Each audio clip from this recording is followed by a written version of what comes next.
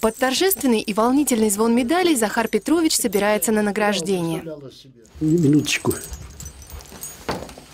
У меня своя видеокамера. У меня много кое-что заснято есть. Кадры памяти о войне 91-летний ветеран бережно хранит. Вот его провожают в Москву на парад Победы, а вот встреча с однополчанами.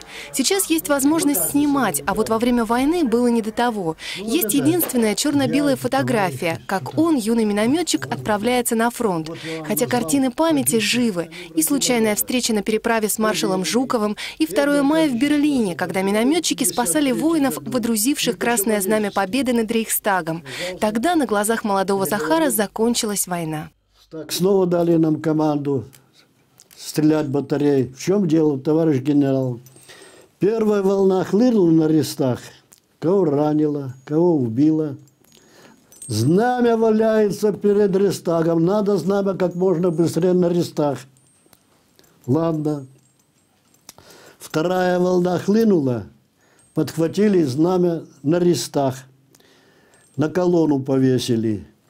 А уже Егоров с Кантари с колонны сняли и на самый высокий купол Рейхстага. Воспоминания о Великой Победе Захар Петрович отразил в книге рукописных стихов. В кирзачах солдат свободы пол-Европы прошагал. На главной площади Берлина по-русски яблочко плясал. Живыми историями подвигов делятся ветераны сегодня. И для всех нас это возможность услышать голос победы, запечатлеть силу духа и товарищескую дружбу.